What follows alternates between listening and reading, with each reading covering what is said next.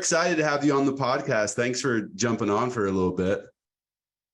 No, thank you so much for the invitation. I'm excited for the conversation. Now, where are you geographically? Are you in DC or DC Metro? I am in DC. No, actually in DC proper.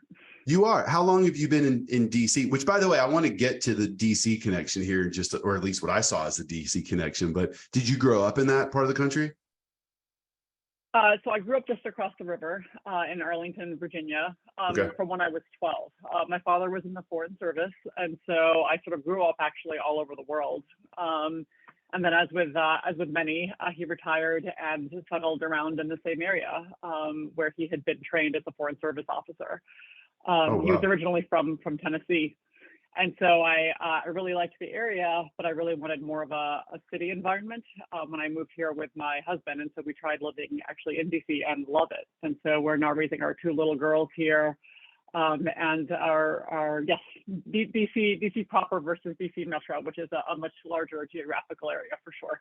That's right. I'm always curious, and we'll get into it, but how people end up in the roles that they're in. You know, I would guess that when you were going through the education process, you didn't think to yourself, well, I wonder that I'm going to be the head of product for a tech company that supports, financial awareness and as a, advocate for the consumer. And so I am curious, when you traveled the world, where was that travel? Where did you go? And I'm curious, were there things that you felt like you brought back that maybe led you in some of the directions that you've gone in your career?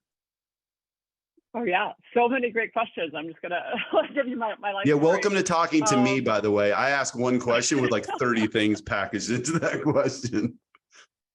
No, I love it. I heard where did you travel and how did you sort of grow up? And then what are the things that you might have been influenced by that led you to where you are today? Yeah, that's great. That right? Perfect. Yeah. So like I said, I grew up all over the place. I was born in Vietnam. My mom is Vietnamese. We lived in Colombia in South America and in Thailand in Southeast Asia before I was 12. And then my dad, he had two kids at the time, and he and my mom decided that he would retire early and shift careers in order to have, honestly, less travel. It's very hard to be the spouse, I think, of somebody who is traveling the world, because you just get sort of pulled along to wherever you want to go. I think millions of military families probably have this conversation every few months. Sure. And so we settled in the area. But I had that travel bug after a while. As a kid, I hated the travel. You want stability. I grew up, not to date myself, but I grew up pre-Facebook, pre-cell phone. And so you move to another country and it's like, goodbye, friends. I'll talk to you. I'll talk to you never. Right. It's very different now. But as I went through high school and then I went to college, and that travel bug got reignited. I think I got some of it genetically, maybe. But I always had a really keen interest in solving problems generally. So I started in tech, and I worked for a lot of startups. But then I also started hopping around. I started traveling for fun. I joined the Peace Corps so that I could actually try living someplace new. I went to grad school. I got a business and a public policy degree because I like to maintain some flexibility in the kinds of problems I like to solve.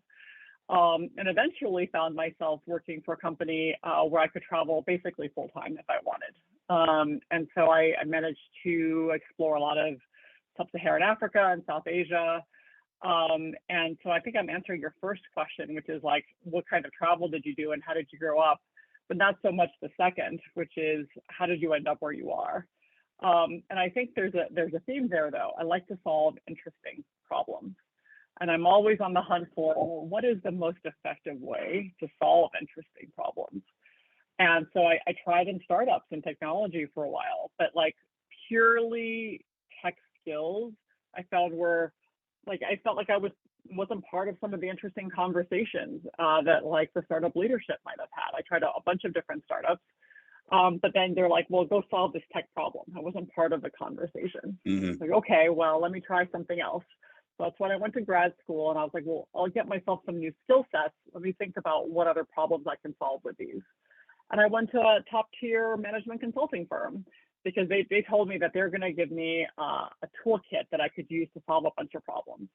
And they were right. Like I did. I got a great toolkit. It was applicable to a bunch of different problems, but I'm still hunting for the right kind of problem that for those impactful problems to solve and the right way to do it. And that's really the journey that I've been on my whole life. I've done a lot in financial services, and I really find myself attracted to the kinds of problems that affect people's financial lives. Because if you don't have stable finances, like you need a place to live, you need health, but then you also need stable finances in order to grow and improve your family's livelihood. So that's where I've, sort of been on a long journey.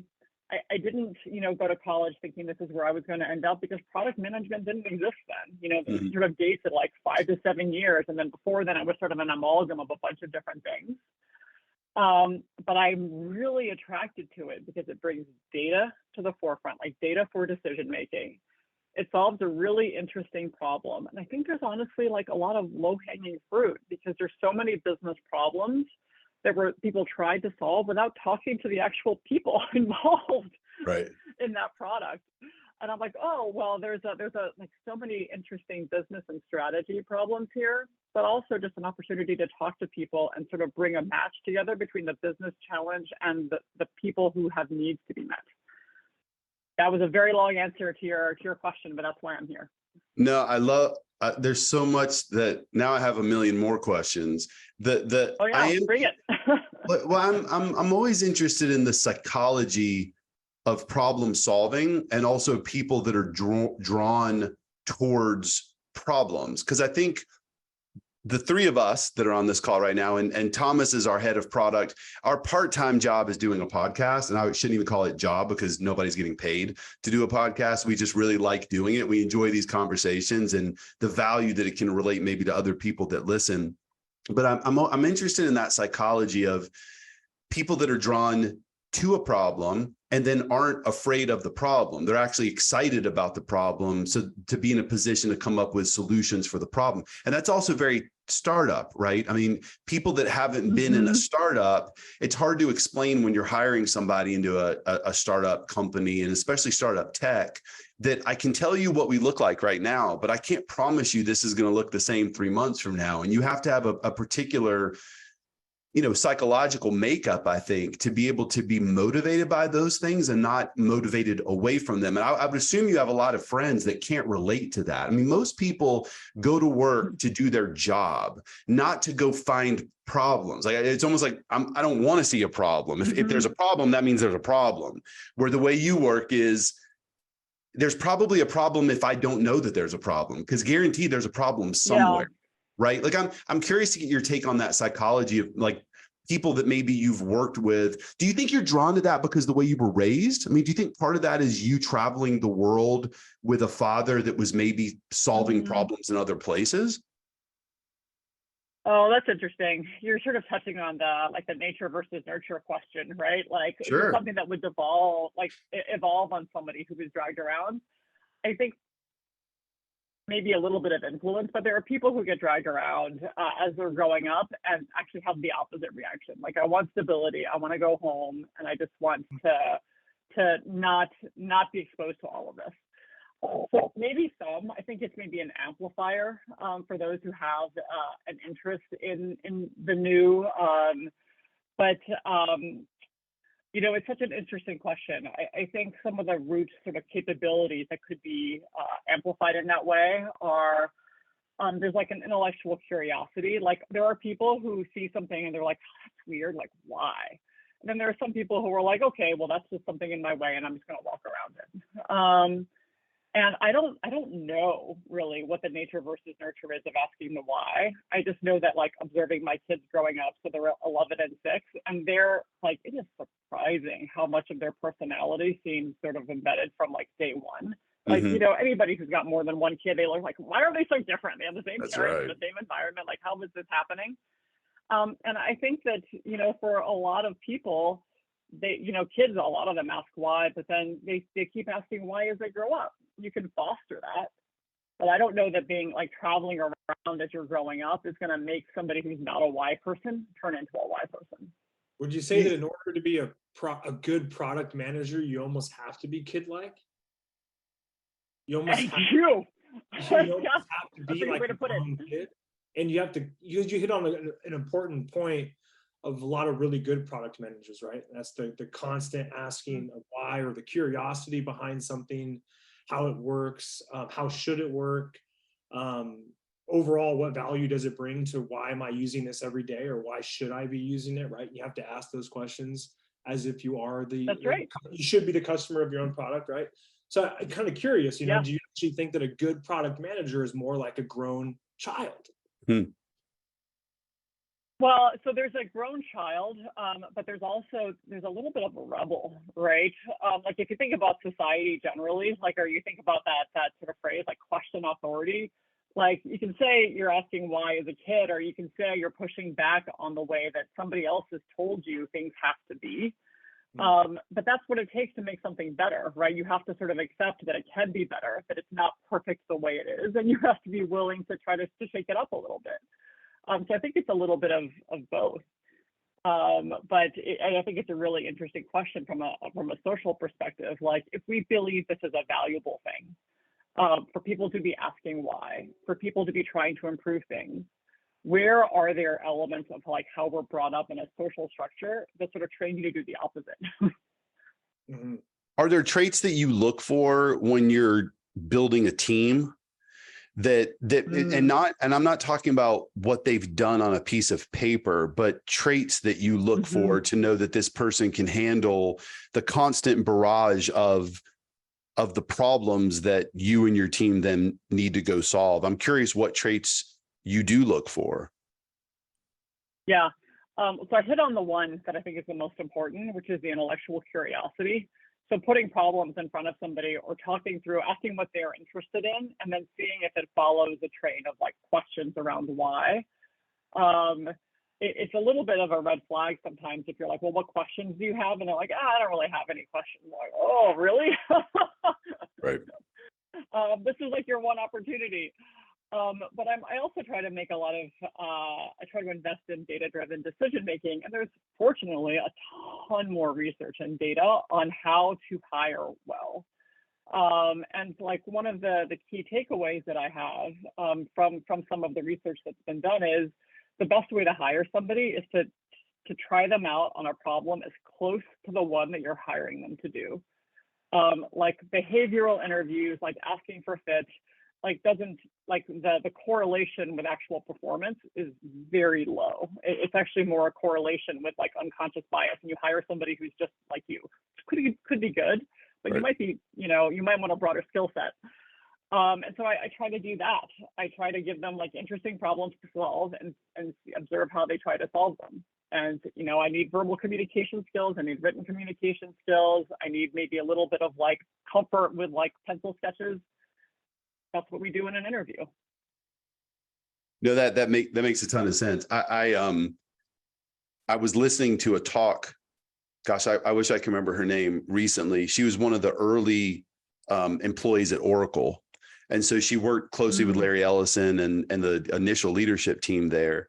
And when they had grown relatively quickly to a $20 billion company, there's these new problems that come up, right? As you grow and as you scale and as you expand. And she was talking about a problem that they had that they asked her to go solve. And she started asking the leadership questions, and they looked at her and said, oh, yeah. Well, they looked at her and they said, how do we know how to, like that? We need you to fix this. We don't know how to run a $25 billion company. That was never, like, when we set out to do this, that wasn't on the whiteboard. And I think part of the point was she appreciated that the visionaries were accepting of, we don't know. So go help us figure this out. I'm curious your experiences with leadership, especially on the technology side. Look, Thomas and I got to know each other because my partner and I had this idea for a tech solution, but we're not SaaS guy. I don't know how to code. I don't know anything about building or running a technology company. Where with Thomas and then our partner, Kirk, we learned very quickly, the quicker we can come up with an idea and then go break it, the better. Like, let's go break it so we can then figure out how to solve the problem. I'm curious, though, your experience with leadership, the leadership that had the idea that maybe didn't know how to implement. What do you find works well? And then maybe also what doesn't work well in that communication between ownership or leadership and then product leaders? Gosh, such really great questions, but it's very hard to answer concisely because I have so many thoughts. There's a root of something that you said that actually hones in on my personal favorite leadership trait, which is humility. I find that leaders who are so confident of their direction of what they are doing, that they're not willing to like look inward and say, actually, here's what I don't know. And even better, voice that they don't know. Like those are the ones most likely to go off on the wrong path at some point. Like nobody is right 100% of the time. But if you're trying to be led by somebody who believes that to be true, like, do you really want to be on that ship when they actually, that's no longer the right answer? Right. And so 100% around like looking for people who say, I don't know, but then ideally also follow that up with like, well, how will I find out? Is it through you? How would we get some data to solve that? It looks like we don't have somebody who would know that. How do we go find that? Like that to me is the great leadership follow-up. And it's also, I guess part of that is the empowerment, right, to the team to know that we are empowered to actually be not only a part of the solution to a specific problem, but the identification of problems that we might not even realize we have right now. Exactly. And there's so much here that I think it sort of makes me wonder how we would go about better fostering this kind of leadership skill, this kind of product-driven or consumer-driven sort of intellectual curiosity more generally. Because it seems like in so many ways we actually teach the opposite, right? Like we and think about how many ways we penalize people who say, look, I did something wrong. Or look, I actually just don't know. I actually did this once in a meeting at Capital One. I was like relatively new, and I said, "Oh man, you guys, look, I really have to own up to something. I made a mistake. I led us in this direction, and I didn't fully understand the implications of this. This was my fault, and I wasted the team's time. And here's what I commit to doing better." And like this room of 20 people all looked at me and their jaws dropped, like, "Oh, somebody admitted a mistake. This is very odd." But it felt so natural, because then how are you going to do better if you don't know when you've done something that wasn't quite right? And it worked out then because they had a great culture of like supporting this, but saying you support it and then having people who actually do it apparently are different enough that it was worthy of a staring moment. And so like, how do you make it more comfortable for others? I don't know if you've heard of something called a fail fest. I don't know if they're still popular, if they're industry specific. Have you heard of that? I don't think so. I've seen them in a like technology for like development, for international development context. But basically you bring a bunch of people in the room and everybody stands up and tells a story about a failure that they've had. With the idea to being like, to do two things. One, to get people to see, oh, well, they made a mistake. Like now maybe it's more comfortable for me to see and own up to my mistakes and then learn from them. And two, for a lot of people, that specific mistake might be one that they're also like an area they're working on. And so it's a way of sharing best practices by learning from like, maybe not worst practices, but not quite right practices. Right. And there are websites dedicated to like capturing some of these as well. And so, how to think about growing that kind of culture. No, I'm always impressed with Thomas and our development team, who, by the way, I don't talk to the developers all the time. Thomas is kind of my conduit for that. Thomas and I talk all the time, but I know, Thomas, I don't even think I've ever told you this, but some of the things that get me the most excited about our tech and where it's going is when Thomas and I talk about a problem, or I'm hearing about a problem, but then I'll see this Slack communication, right? Just happening in the background with Thomas and the dev team, and how excited some of the developers get about the problem. And all of a sudden there's a solution in such a quicker time than I ever thought there would be a solution to. I think it's just a reminder for me about people that are going to be successful in those types of roles really need to be wired that way, where I think if you look at sales and business development, the proper timeline is never met with those people because it's never fast enough, and they don't want there to be any problems. And I want a product that I can sell without even having to tell. So I want to send a link, and it's so great that I never even have to sell anything. And so you've got this real balance between, and Thomas, I know you can talk about this, but like the push on the sales side and the solutions on the product side, and the marriage of those things are, I find it so cool and so difficult all at the same time. I think it's the willingness and the being totally content with just never being perfect, right? Like it's never going to be perfect, right? And you have to totally be okay with that. You actually have to love not being perfect, because there is a trap that I think a lot of product people can get stuck into. A lot of developers can get stuck into it too, where you constantly strive for this level of perfection of, I'm not going to launch something until it's 100% perfect, but you never know. Number one, you never truly know how it's going to be used, in the sense that you might have had conversations until you're blue in the face, but until it's actually in the hands of the user and continuous over time, you never truly know what the real value of the feature or the product in itself. You can get stuck in that cycle of pure perfection.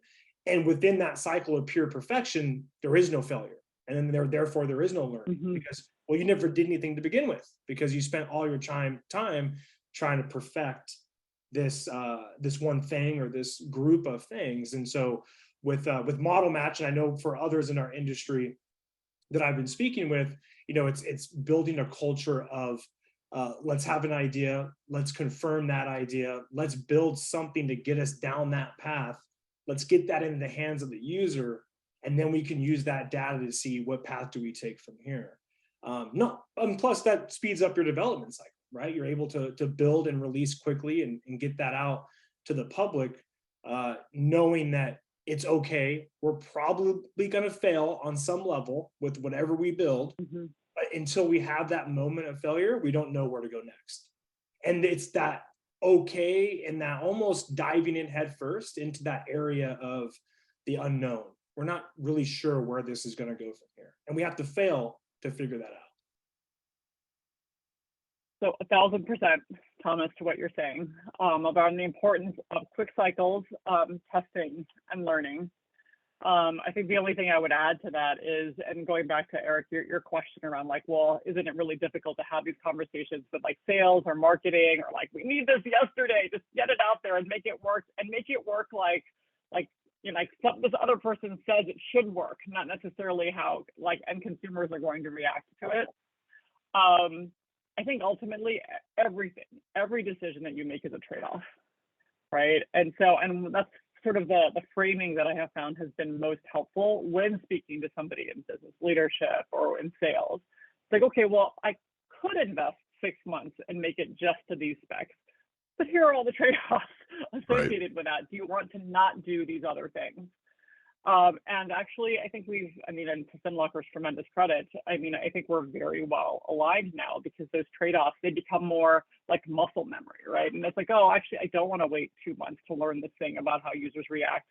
Therefore, we will pause on this other big one that we have. And I have to put aside my personal pet peeve, which is like text. So I was a double major. I was in English and math, and all these years in management consulting, like I can identify double spaces and tiny word nits, and they drive me insane in an experience. And I'm like, oh, that's the wrong spelling of there, or like that font size is off by 1. I just hone in on it. But that is a very bad use of development time. So I keep a running parking lot, because I know those trade-offs aren't worth it. And so it's all of us putting aside our own personal pet peeves, our own personal optimizations, to go towards because we're trading off on the learning that's most important for the product overall. Hell, go ahead, Thomas. No, you go. What's it like to go from a large organization down to more of the startup phase type of organization, Yeah. startup level organization? What's the one thing that stands out from going from this big organization down to back into the startup level? Yeah, it's so personality specific. My personal answer is that it's fantastic. But I really loved working. So Capital One was by far the largest company I'd ever worked for. And I really loved some aspects of it. For the first 18 months, I probably called it my dream job. But then I'm a really impact-driven person. I like to see things actually happen. I'm incredibly impatient. And the truth is that those characteristics are better suited for somebody in a startup world where you can make, you're not impacting that many people, at least not to start, like ideally as the company grows. But the kind of step you can make with that small group of people is very big. Mm-hmm. We can ideate on something and it's literally like, thanks to some amazing developers, like it's in the next sprint. It's out the door and then we can get immediate reactions. And like, I was very fortunate to be like fairly senior at Capital One, but that meant I was in a lot of strategy conversations, a lot. And we spent 6 months talking about one test. And then at the end of that 6 months, some other business reality would come and that Right. test never saw the light of day. And so then it just felt like the disconnect between what everybody, including very senior leaders, said they wanted and the path to actually make it happen across all of those conversations, it just felt like there was a disconnect. And I just, my personality is better suited to, you see, this is what you want, here's the path to get to what you want, let's get it out the door. Yeah. So I was happy. Yeah. But for somebody else, like, you know, there's a lot of stability. There's a very clear like professional development trajectory, like, oh, here's how I get promoted and here's how I get more money and there's an annual bonus and it's nice to have, you know, if your laptop dies, like somebody will ship you a new one the next day. Like there's a comfort in that too. So it's highly personality specific, I think. I want to talk about FinLocker for a second so that we have at least a little bit of time in this conversation to talk about the company that you're with and the company that I've been following for a while now. You just talked about on the employee side, the comfort of stability, which I'll be honest with you, I think part of that comfort is that I kind of don't, not me, but if I was that person, that I kind of don't want to know what's happening in those closed door meetings. Like, I don't want to be a part of it. I just want to come in and do my job. And if I do that, everything will be fine, which you and I both know that's not the way that it works. Like things are not fine just because you're doing your job. There's a lot of variables at play. Do you think that there's some things that relate to the consumer when it comes to financial literacy and education, and maybe that FinLocker is providing bite-sized solutions for things like that? And maybe that wasn't very clear. I think it's very easy as a tax-paying W-2 employee to go to your job, go home, do it again the next day, go home, do it again the next day, but then all of a sudden wake up one day and realize my credit score is not where it needs to be. My financial position's not where it needs to be. If something happens to my health, I'm not protected the way it needed to be. But it's because I just did the minimum and I wasn't paying attention to the other things. Similar to that employee sort of comparison you were given.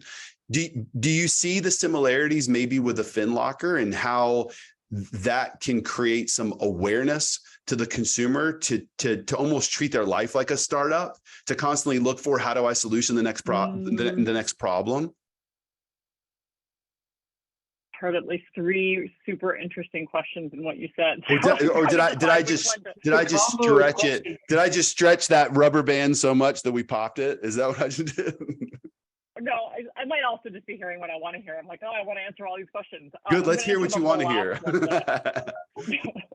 I'm going to answer the last one that I heard, which is around, you know, a home buyer, maybe especially a first-time home buyer, maybe especially a first-time home buyer who doesn't already have the perfect plan for buying their house, whose level of financial preparedness is somewhere under like fully prepared.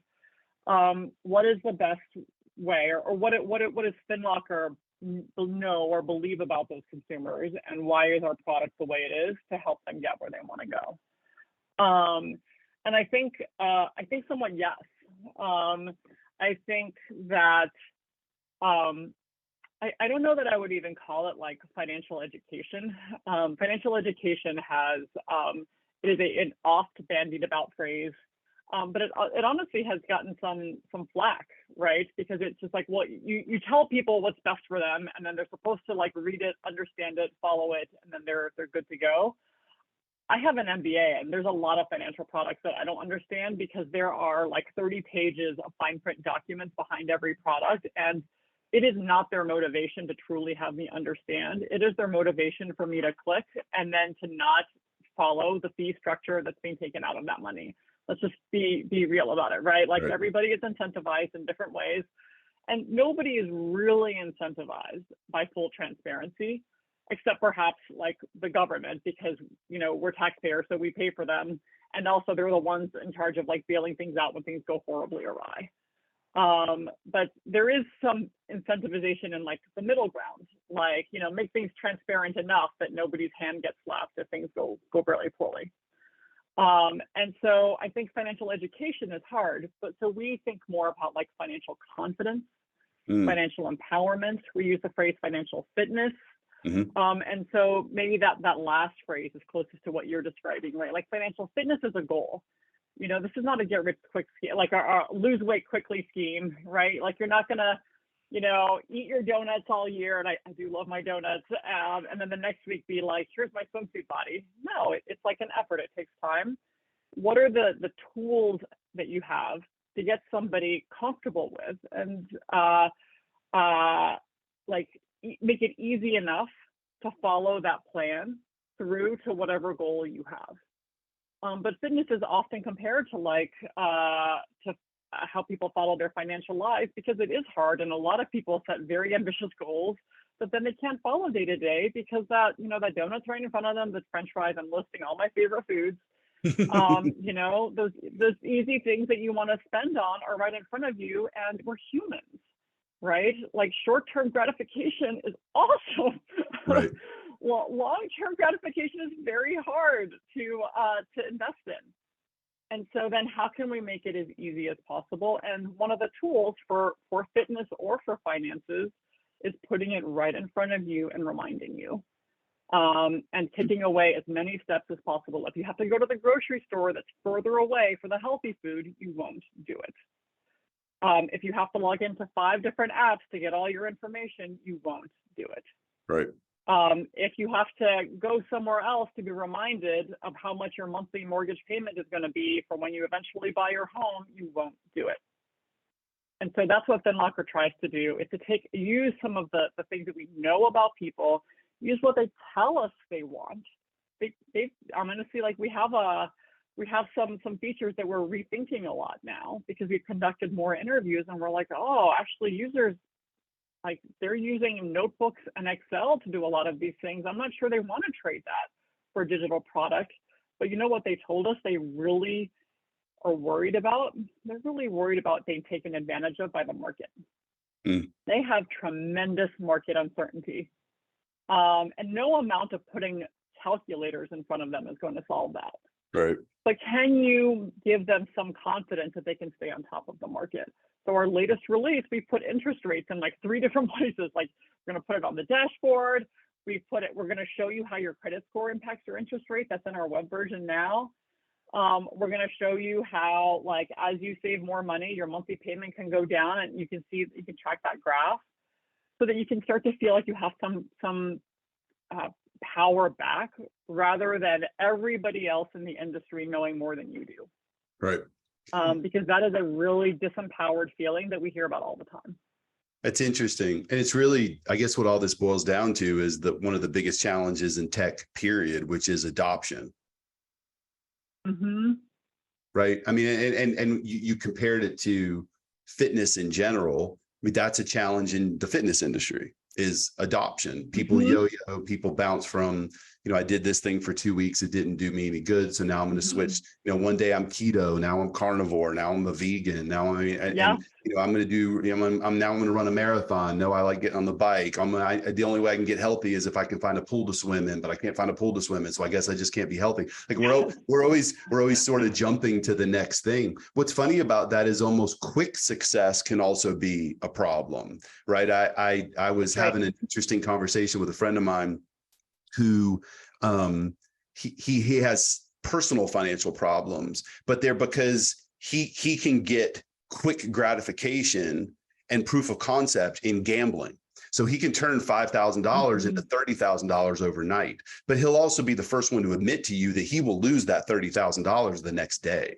So there's this balance of consistency and predictability in adoption, but also, Thomas, you and I have talked about, it's like if there's too much success out of the gate, it's almost, well, now the bar's been set at a particular level. And when someone starts to fall off a little bit, it could be the tech's fault, or it could be the program's fault, when in fact, it continues to boil down to adoption at some level. Yeah, you should almost be suspicious when you see success so quickly, right? You should almost get concerned when things work out too well.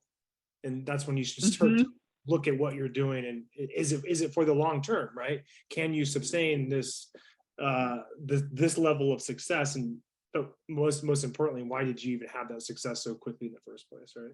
And that's where you talk about fitness, long-term goals, and more or less it's inch by inch type of game versus running super hard at the end goal, getting to that end goal. But then it's like when you make your first million, you just want to make your second million, right? So you gotta take it with a deep breath.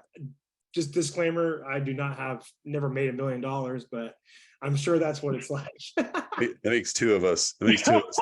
That makes two of us, Thomas. You're gonna have to go out and interview some millionaires. Well, it's funny listening to you guys talk. I know for a fact that being involved in a tech startup, funny enough, has made me a better father. And do you want to know why? It's because I was never afraid of problems. Like I think getting to be involved in the solution of a problem makes me feel valuable at some level. Like even if it just means the only way I'm going to help you is that you need a hole dug and I have a shovel. Well, I'm going to start digging. Like I know I can help you solve this problem right now by digging. You might come in with a backhoe and show me a more efficient way to dig that hole, but I'm down to just pick up the shovel and start digging. But what I found is, Andrea, to your point earlier, is that concept of failure, of encouraging like my kids, and then hopefully myself and those around me, that, okay, we have an idea. We think this is a good one. Go try it. Go try it. And when it doesn't work, let's be excited to talk about it. Yeah. So if either of you ever want to write the book, like How Product Made Me a Better Parent, I would happily sign on as a co-author, because I think it is so true what you just said. And I find that all the time with my own kids as well. There's something around being a kid is all about finding things out where there's like no data, right? Like you don't have the context, you just try things out. And I think you have more of that lens because you're doing that every day in like your tech and your product and your decision making. But there's also like the empathy that you bring, right? Like I have interviewed my kids as users and been like, tell me why, like, how are you feeling right now about that? And it's like, actually, they just didn't have the context, or they had a very different context because all they were watching were other kids. They don't have our decades of lived life and all the mistakes that we've had. Right. And so that product thinking, I brought a very different lens to it. I mean, but we're also patting ourselves on the back as great parents if we interview our kids, like if they rated us, like, would we get an NPS that's positive? I don't know. Well, I think I can hear my father hanging over my head saying, you think that's great parenting? I think it's just lazy. You're just telling them to go mess up a million times. Like, are you really going to help them solve all these problems you just told them to create? Hey, I have one more question, and then we'll wrap up just to be sensitive to time. I noticed that you at some point had a Senate run. Yeah. I think we could do a whole podcast on just that. And maybe someday we come back and we do that. But I'm curious, your takeaway from a Senate run. What did that experience teach you that maybe created value for you in the things that you did going forward, but maybe also things that it taught you where you might say to yourself, I'm not going to do things that way. Maybe just what you learned from the whole process. Oh, yeah. You know what I'm saying. I do. So one quick caveat. So because I live in Washington, D.C., we don't have voting representation in Congress. We have what's called a shadow delegation. And so a Senate run here is a little bit different. Okay. It's more a local position to advocate for our voting rights, but it is a citywide position. And it was, as my husband described, and it's like an answer to part of your question, I viewed it as a university degree in politics in a brief 3-month stint. What I found, so I would do it again in a heartbeat, even though it was incredibly hard and expensive. I think what I learned the most are, and I do think it relates to product as well, is that people want to be heard, right? And I think that the people who can be most effective, and I think what we should honestly just demand more from the people who run for any office, local or national, is the ability to listen to us and at least repeat back what we said. They don't have to agree with it, but they have to at least listen, right? Like that is their literal job. So I am probably most distrustful of people who don't bother. They might give any excuses, but people who aren't holding town halls, yes, it's hard. Like it's your literal job. You're getting paid money for this. Like Right. you have to go talk to people. But like finding my skill sets and how to do that, it is not the easiest thing to talk to people who might have a different opinion or a different like context, much as like with our kids. And I find that's helpful even in like the interviews that I do as a product leader, trying to talk to consumers, trying to talk to stakeholders thinking about buying our product. You know, they come up with a very different mentality. For the most part, they're 100% confident that consumers want what they're selling. And I'm like, well, I've talked to a lot of consumers who, you know, have some trust issues, but like finding a way to bridge those conversations. And so I feel like I learned a lot there. And it also put everything that we do in a broader context of like how it fits into people's lives. Mm-hmm. You know, I'll say, I guess on the one hand, I'm happy that you moved into something else and didn't become a career politician. At the same time, I think maybe we need you as a career politician to bring that, that conceptually, that way of thinking to DC at some point. My wife and I were joking around, we weren't joking around. We were having a conversation a while back about just the difficulty of figuring out who to trust when you're talking about your local, your state, and your national representatives. And we came to this conclusion that it would be easier to interview their friends than it would be to interview them. Like I sort of wish for this debate stage where we could get the 3 or 4 people that are most influential in the lives of those representatives and pepper them with questions. Because I think we might indirectly find out more about this person than we're actually finding out from the person themselves.